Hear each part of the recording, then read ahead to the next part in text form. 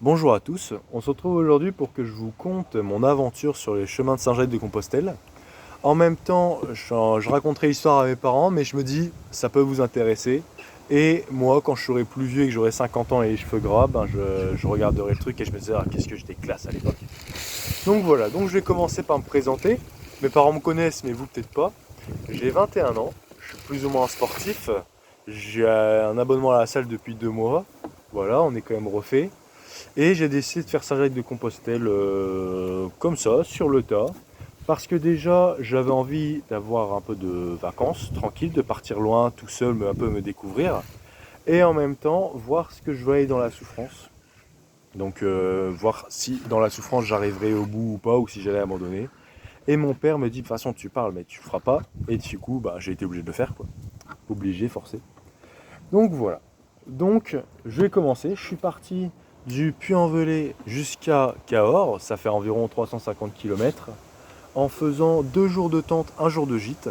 Il faut savoir qu'au Bordeaux, j'avais jamais fait de randonnée, j'avais jamais fait de camping, et j'ai quand même survécu, tranquille. Donc j'ai commencé le premier jour, je suis parti le 1er août jusqu'au 18. Donc premier jour, jour de train, hein, on part de loin, on prend le train. Franchement, tout se passe bien sur le train, juste un chevreuil de mort, je sais pas si tu avais raconté l'anecdote. On s'est mangé un chevreuil. Le train devant moi s'est mangé un chevreuil. On s'est tapé 40 minutes de retard, ça a dû tout décaler mes destinations et tout. Heureusement, ils étaient doués, il y avait des trains qui rattrapaient. Et je parlais avec ma voisine, j'espère que le train il a fait un home run quand même avec ce chevreuil. J'espère qu'il a volé loin le chevreuil, parce que franchement, il nous a tous mis la haine. Donc voilà, donc j'arrive au Puy-en-Velay du coup. J'arrive vers 19h, je mange et puis je me pose, puis je fais dodo. Donc voilà, premier jour, je me lève à 8h. J'étais réveillé avant, mais vu que personne d'autre était réveillé, je me dis, je vais quand même pas faire un boucan infernal et réveiller tout le monde. Du coup, hop, à 8h, je vois que ça commence à bouger, je me dis, allez, je décale, je me lève, petite tartine, et puis on est parti marcher sur les chemins de Saint-Jacques. En sachant que j'avais aucune idée d'où j'avais pas de carte, j'avais rien. Mais je demande aux gens, et puis ils me disent, ah, c'est par là, donc je commence à suivre un peu les directions. Je vois des panneaux Saint-Jacques et je suis le truc, et ça se passe tranquille. Et donc le premier jour déjà je me suis rendu compte de quelques trucs. Déjà un sac à dos c'est hyper lourd, il faut bien le placer. Moi je l'avais passé tout sur les épaules et en fait non, il faut désangler le truc pour que ce soit à l'arrière, il faut mettre sur le dos et tout. Ah, non, c'est toute une stratégie. Deuxième point que j'ai remarqué aussi, que c'était bien quand même d'avoir une carte. Moi je suis parti à Walpé, mais franchement j'avais pas de carte. Et ce qui m'étonnait, c'est que les gens se dirigeaient sans carte. Et je me demandais comment tu sais qu'il faut tourner à droite et pas à gauche. Ou alors ils ont vu la carte et ils ont retenu pour les 50 intersections qui suivent. Et en fait, au bout de 2 heures, en demandant à une pèlerine, elle me dit, bah non, mais il y a des indications sur le côté rouge et blanc. Et je fais, ah d'accord. Donc voilà, pendant les 2 premières heures, j'ai juste suivi des sacs à dos en face de moi, quoi. J'ai pas suivi. Deuxième chose que je me rends compte pendant le trajet, c'est que franchement, quand tu parles avec les gens, ça va beaucoup plus vite. Je parle à une personne et elle connaît tous mes profs parce qu'il fait le même métier que moi. Et il vient de la même région que moi. Et je suis vraiment maudit, quoi. Et du coup, il me parle de mes études. Et il me dit, ah, tu connais cette prof, elle a fait ci, elle a fait ça et tout. Alors, un seum monumental. Franchement, on est partout, hein. Voilà. Je me rends compte aussi que la plupart des gens sont pas là pour croiser Jésus. En vrai, tu me demandais, il y a quoi, 10% qui sont là pour croiser Dieu ou pour un truc. Non, les trois quarts. Soit c'est des vieux qui sont là pour le sport, soit c'est des gens qui font les randonnées et qui la font toujours 20 fois le même chemin et qui sont contents de faire 20 fois le même chemin. Soit c'est des jeunes qui veulent être tranquilles un peu pour la même raison que moi. Voilà. Donc déjà, il y a trois choses exceptionnelles qui se passent. La première, c'est que pendant que je marche, je croise une bouteille. Donc voilà, je lui dis bonjour. Et en fait, cette bouteille que je vois sur le bord du chemin, personne ne s'arrête pour la ramasser. Donc moi, je fais pareil, je continue mon chemin et tout. Puis au bout de 200 mètres, je me dis, je pense encore à la bouteille. Et je me dis, c'est sûr, ça va me travailler. En vrai, c'est une bouteille, on s'en fiche. Mais je me dis, je suis quand même sur un chemin de pèlerinage et tout. C'est pour faire mon crevard et pas ramasser la bouteille, c'est pas professionnel. Du coup, j'ai fait 200 mètres, demi-tour, j'ai ramassé la poubelle, enfin la bouteille, et c'était grave rentable. Grave rentable. À la fin, tu vois, pendant toute la journée, je me disais, oh là là, je suis vraiment un homme nouveau et tout, je suis le héros que le monde. Comme Batman. Je suis le héros que le monde ne mérite pas. Bref, donc voilà, c'était vraiment trop bien. Et en fait, je marche, il y avait 23 km le premier jour. J'ai de Puy-en-Velay jusqu'à Saint-Privat d'Allier. Et en fait, j'arrive à 15h, je suis à côté de la destination. Je me dis non mais je vais quand même pas arriver à 15h parce qu'après, en fait je veux manger et je mangerai sur place. Donc je vais pas tourner 3 heures dans une ville, c'est des bourgs le truc, il n'y a rien, il y a 3 maisons. Du coup je fais quoi? Je me pose et je me dis il faut que je trouve un endroit où me poser tranquille. Et là je vois un moment, je vois une vache qui me regarde comme ça du coin de l'œil. Et je dis ah, combat de regard, activé tout de suite. Donc voilà, j'ai fait un combat de regard pendant 2 heures avec une vache, avec un super paysage derrière. Et ce sentiment de pouvoir s'arrêter quand on veut, de pas devoir respecter un truc précis et tout. Genre, ah, j'aime bien la vue, je m'arrête là pendant 2 heures. Et puis ça, c'était trop bien, trop bien. Franchement, un sentiment de liberté.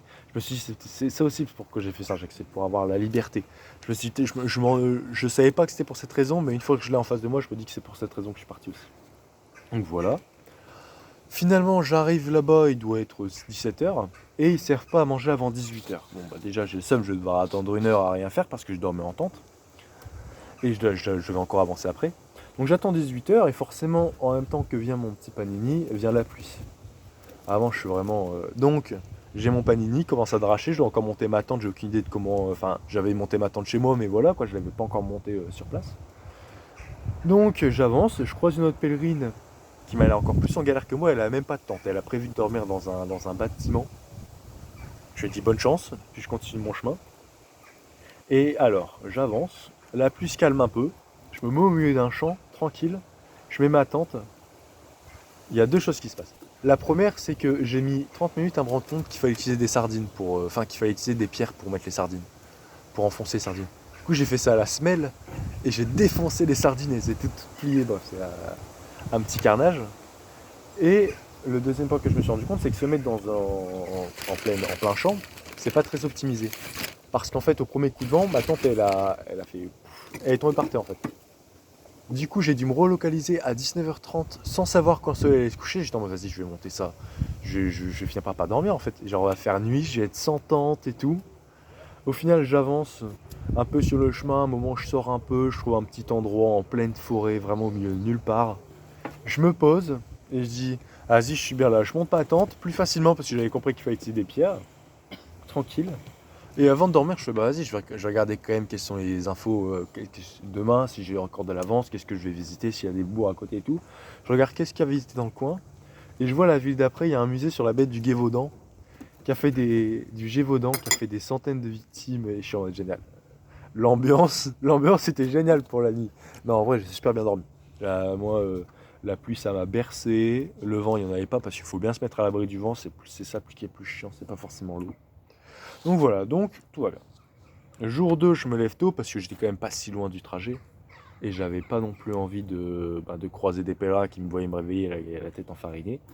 Donc je me lève tôt et je me mets en route. Et je croise mon ami pèlerine qui avait finalement trouvé une église pour s'abriter. Donc je discute avec et je lui dis ouais, au fait, j'ai oublié hier de remplir ma gourde. Ma bouteille d'eau cristalline en fait, j'ai pas de gourde. Donc voilà. Et elle me propose de l'eau. Je fais non, parce que si tu me donnes de l'eau, je comprendrai jamais qu'il faut pas prendre de l'eau, parce qu'à chaque fois j'aurai un filet de sécurité. C'est pour ça, on part pour ne pas avoir de filet de sécurité, pour se confronter à soi-même. Elle comprenait pas, du coup je lui explique, je fais non mais si à un moment je meurs de soif, eh ben j'oublierai plus mon eau si je suis traumatisé par la soif. On fonctionne par traumatisme ici. Donc je me dis, vas-y, trop bien. Donc finalement, j'ai encore marché, puis j'ai trouvé une auberge où j'ai acheté une bouteille d'eau encore cristalline. Et le plus ridicule, c'était marqué sur la bouteille d'eau la plus légère du marché. Genre les 2 grammes de bouteille d'eau qui vont changer quelque chose dans mon sac. Bref, du coup, j'ai pris celle-là, hein, je suis un touriste. Donc voilà. D'ailleurs, dans cette épicerie, j'ai croisé le patron qui m'a dit que ses 2 voitures avaient été incendiées. Sa vitrine de trucs de boutique totalement explosée, juste par des jeunes drogués. Et il avait un de ses seums d'être là, il était en déjà hâte de décaler en Espagne et tout.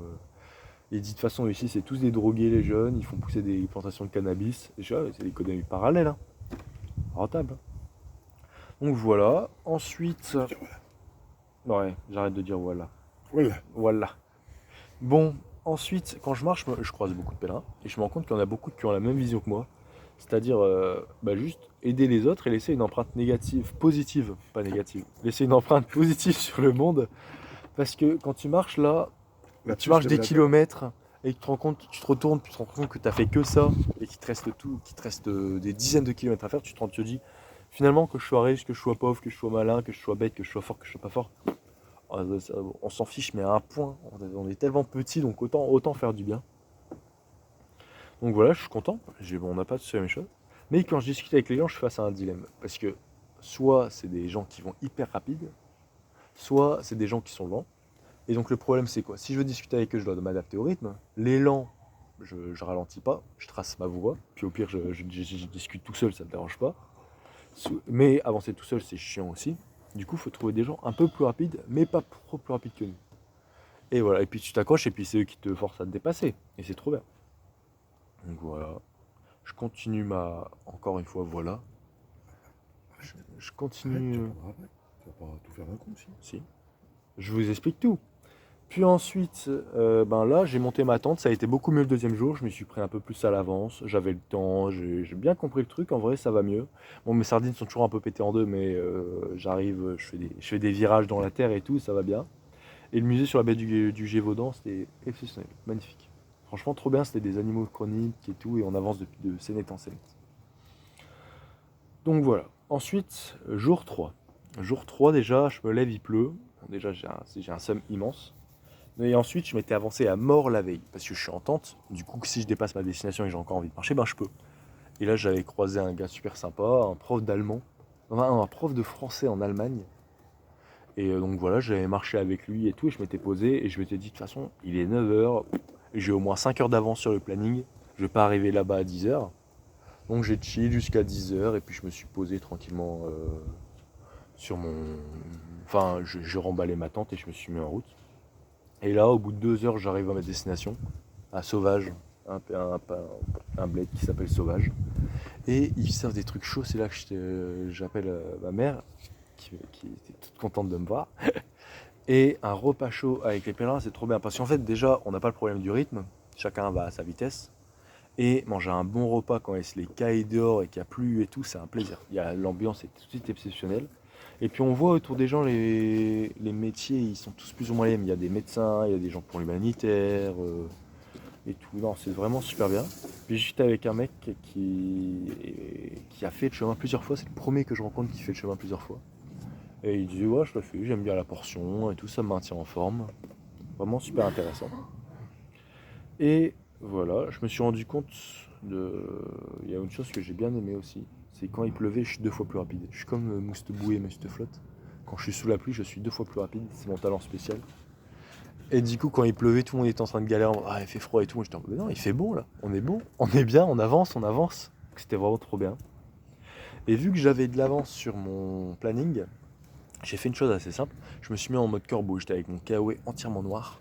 Je me suis perché un peu, genre pas sur un tronc d'arbre, mais sur un truc comme ça. Et les gens qui se passaient, je leur disais bonjour. Et ils me regardaient, ils me disaient c'est bizarre, pourquoi il avance pas? Ça fait 2 heures qu'il est là, il a pas avancé d'1 mètre.